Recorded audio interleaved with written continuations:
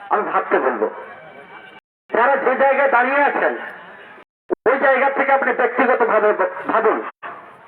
আপনি তো বলিয়ান, আপনি আর্থিক দিক থেকে স্বাবলম্বী, আপনার 3 তলা বিল্ডিং রয়েছে, আপনার টিভি রয়েছে, ফ্রিজ রয়েছে, সবই রয়েছে। এই অবস্থায় যদি আপনাকে ওই বাড়িটা ছেড়ে দিয়ে অন্য জায়গায় যদি যেতে বলা হয়, ভাবুন। এই অন্তরের জায়গা থেকে যদি না ভাবেন তাহলে মনে হবে এটা একটা আদিবাসীদের আন্দোলন, এটা একটা মাঝিদের আন্দোলন, তা ব্যতীত কোনো কিছুই মনে হবে না। আমরা আসছিলাম, রাস্তায় আসছিলাম, কিছু জনা দেখছে, মনে হচ্ছে দেউচা পাচামের মানুষজনেরই আন্দোলন, বাকিদের কোন আন্দোলন নাই।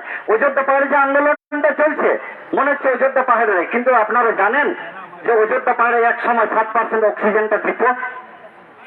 সেই অক্সিজেন আমাদের পুরুলিয়া কেন, সমগ্র পশ্চিমবঙ্গ তথা ভারতবর্ষে সেই অক্সিজেন আমরা সবাই গ্রহণ করি। তাহলে এই সহমর্মিতার জায়গা থেকে একটু আপনারা এগিয়ে আসুন এবং এই আন্দোলনের পাশে দাঁড়ান। সবাইকে আমি করজোড়ে নিবেদন করব।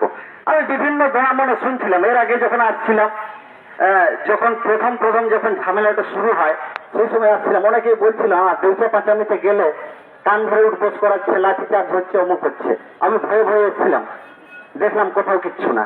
এখনো শুনছি যে অনেকজন নাকি সম্মতি হয়েছে, সেখানে রিপোর্ট আসছে যে অনেকজন সম্মতি হচ্ছে যে খোলামুখ কয়লা খনিটা হোক। আজকে যদি সেনায় পাতা কিংবা কলম যদি থাকে, দয়া করে কর্মকর্তাগণ বা প্রশাসনিক আধিকারিকগণ যে সমস্ত মানুষজন এসছে তাদের কাছে একটু কাইন্ডলি ঘুরুন না, ঘুরে নিয়ে এরা কি চাইছে, এরা খোলামুখ কয়লা খনি চাইছে না চাইছে না, এখানেই তো আপনারা প্রমাণটা পেয়ে যাবেন।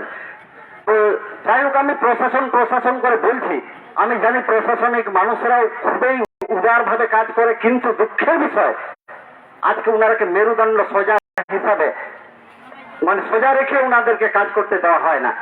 উনাদেরকে কোথাও না কোথাও মেরুদণ্ড বাকিয়ে কাজ করতে হয়। কি জানি কিসের একটা অঙ্গুলি হেলনে কোথাও যে এখানে কেস করার দরকার পড়ে না, সেখানে কেস দিতে হয়।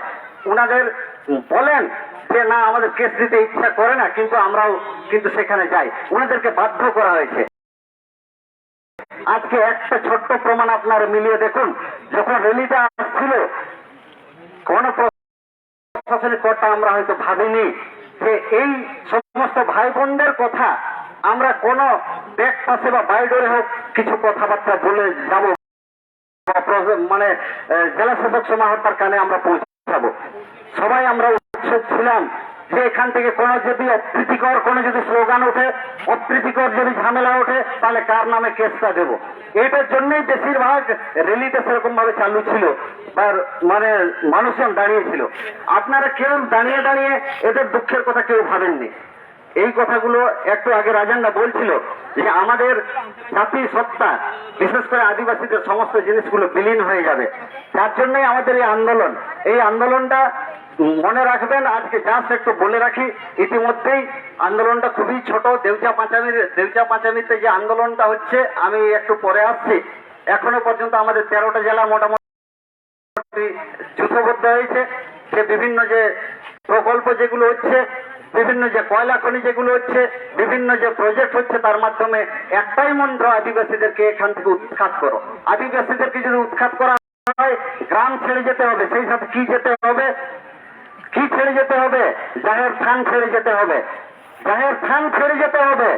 কিন্তু আপনি জোর গলায় বলছি, এখানে আমাকে মাফ করবেন, এখানে একটু সাম্প্রদায়িকের ব্যাপারটাকে টেনে আনতে আমি বাধ্য হচ্ছি, এরা ওরা করে আমি কথাটা বলছি।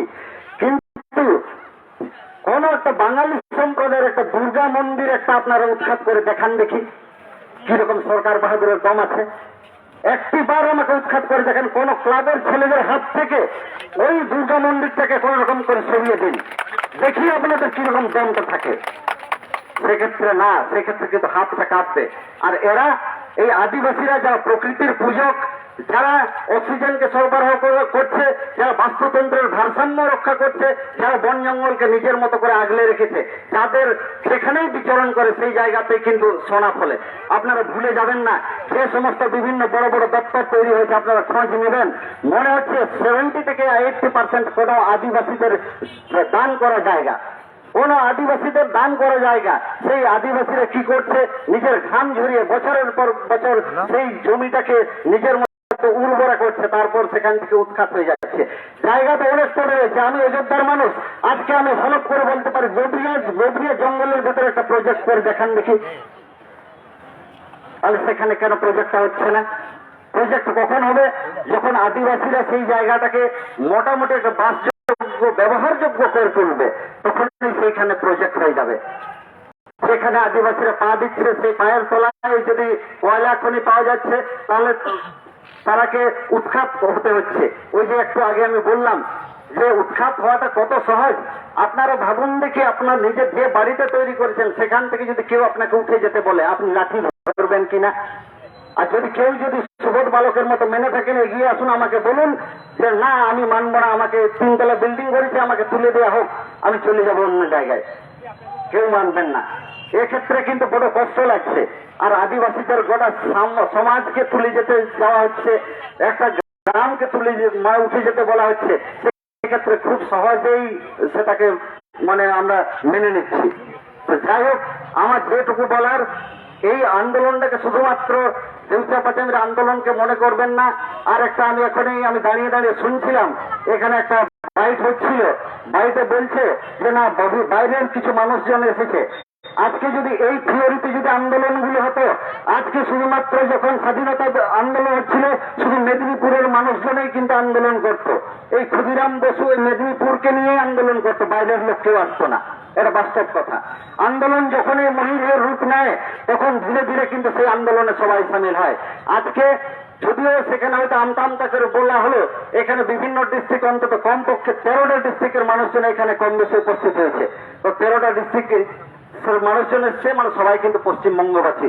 এক্ষেত্রে যখন অন্য কোনো কোম্পানি আমাকে এরকম ভাবে একটা প্রশ্ন আমাকেও করা হয়েছিল অযোধ্যাতে, বলা হচ্ছে তুমি বাইরের মানুষজনকে নিয়ে কেন তুমি আন্দোলনটা করছো, তখন আমি পরিষ্কার ভাবে আমি বললাম যে আজকে জাপানের জাইকা কোম্পানি যদি আপনার স্বদেশী হয়, তাহলে আমার কলকাতার ছেলে মেয়েরা যারা কলেজে বিশ্ববিদ্যালয়ে পড়ছে তারা আমার ভাই বোন হবে না কেন?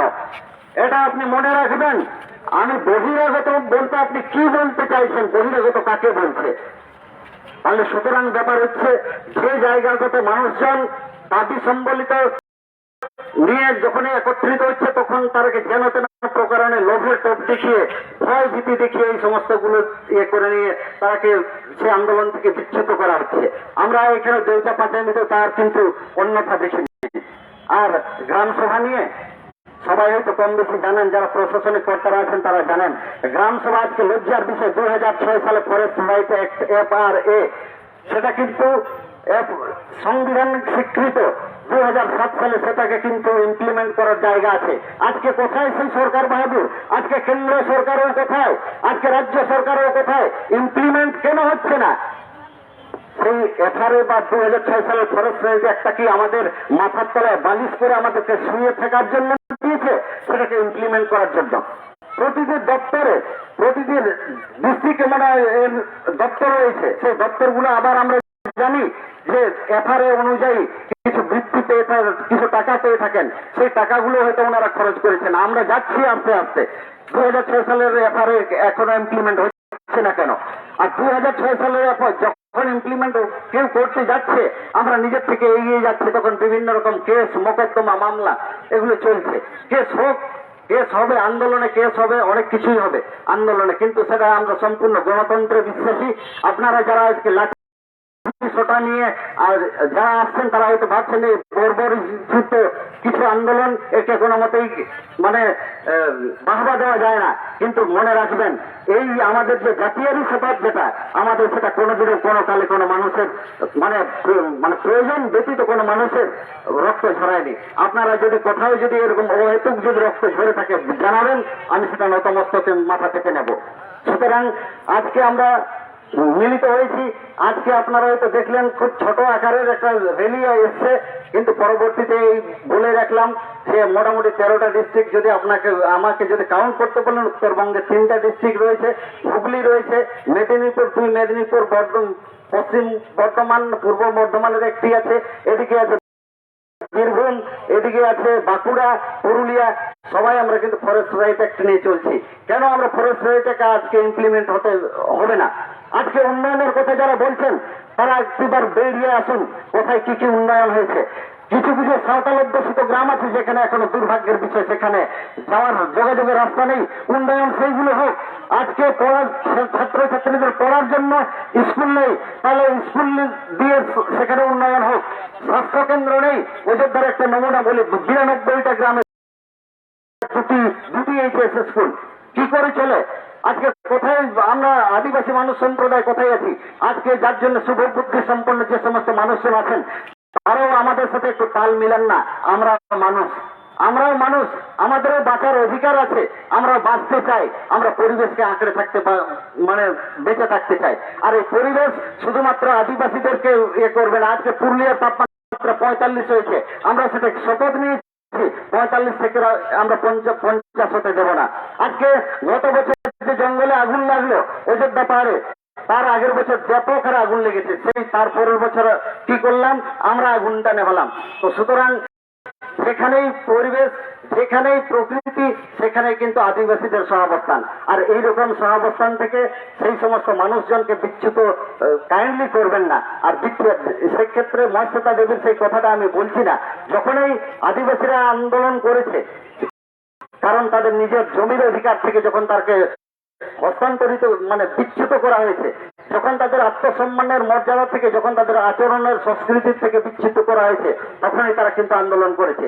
সুতরাং সেটার আমরা পুনরাবৃত্তি চাই না। আর পুনরাবৃত্তি যদি চান তাহলে আমরাও তৈরি আছি।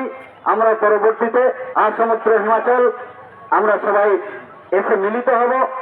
যেখানে দরকার হবে সেখানে মানে 13টি জেলা ঝাঁপিয়ে পড়বে। আজকে বীরভূমে দরকার হবে, বীরভূম সহ বাকি 12টি জেলা ঝাঁপাবে। পুরুলিয়াতে যখন হবে পুরুলিয়াতেও 13টি জেলা ঝাঁপাবে। আমরা চেষ্টায় আছি আরো কিছু বাড়তি জেলাকে এখানে ইনক্লুড করার। এবং তার জন্য বলছি ফরেস্ট রাইট অ্যাক্ট এটা ইমপ্লিমেন্টের জন্য একটা সদর্থক ভূমিকা সবাই গ্রহণ করুন। আর আমাদের অস্তিত্বকে বাঁচিয়ে রাখার জন্য সবাই এগিয়ে আসবেন, এই হার্দিক কামনা করি। আর পরিশেষে আবার বলি, আকাশে বাতাসে এখন সব জায়গাতে হয়েছে, আমি খোঁজ খবর নিই, আমিও কিছু একটা দপ্তর সামলাই, তাতে মনে হয়েছে কোথাও না কোথাও আমরা মেরুদণ্ড সোজা করে কাজ করছি না। মেরুদণ্ড সোজা করে কাজ করতে গেলে হয়তো হয়রানি, কেস মোকদ্দমা এই সমস্তগুলো আসবে না। আর একটু সহমর্মিতার হাত যদি আমাদের থাকে, একটু বিবেক বোধ যদি জাগ্রত থাকে মানুষ হিসাবে, তাহলে হয়তো এই আন্দোলনকে সাফল্য করার জন্য আপনারও সহযোগিতা পাবো পরবর্তীতে। এই দুটার কথা বলেই আমি আমার কথা সমাপ্তি ঘোষণা করলাম। সবাই ভালো থাকবেন, নমস্কার থাকবেন। পরিশেষে আমাদের প্রশাসনিক যে ভাই বোনেরা ছিলেন, যে দাদারা আছেন, ওনাদেরকে আমি আমার পক্ষ থেকে হার্দিক প্রণাম জানাচ্ছি। নমস্কার।